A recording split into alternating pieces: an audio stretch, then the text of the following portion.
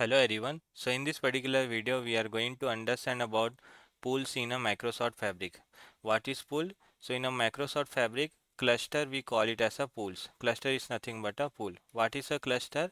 Cluster is nothing but a group of machines. So in a big data world, if you have to process large amount of data, one machine will not be able to process that. So what actually we do? We use a group of machine. That group of machine nothing but a we call it as a cluster, and in a Microsoft Fabric the cluster is nothing but we call it as a pool. Now there are two types of pools available in a Microsoft Fabric. One is the starter pool, the second one is the custom pool. So let's start with the custom pool. What is custom pool?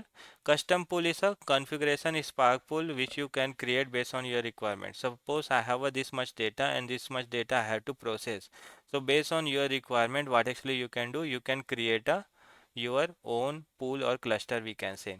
So suppose I need this many CPU, I need this many memory to process a data. So all the kind of the configuration I will do, and based on that I can create my own pool, that actually we call it as a custom pool. So second is the starter pool. So in a Microsoft Fabric by default also you will get one cluster.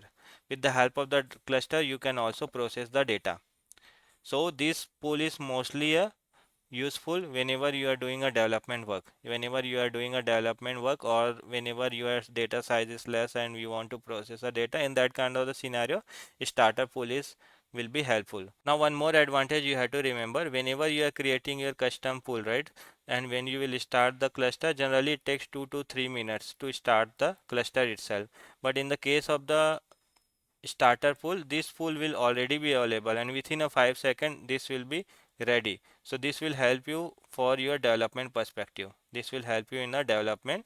Within a second this will be available and you can do any kind of the analysis. So that is the advantage we have in a starter pool.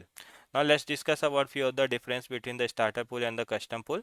So starter pool, you do not have to do any kind of the setup. It will already be available. But in the case of the custom pool, you have to do a one-time setup.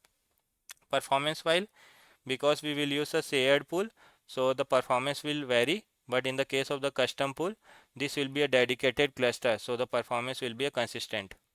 Control, we will not have any kind of the control in the case of the starter pool, but we will have a full control in the case of the custom pool. It is best used for the learning and the development starter pool, but for the production like job we will use a custom pool.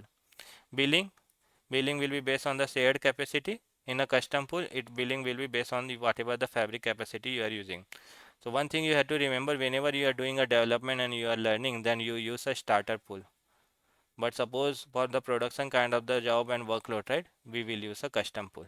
I hope you got the idea what is pool in Microsoft Fabric. In next video we will try to create a notebook and we will try to see how actually we can do all the setup.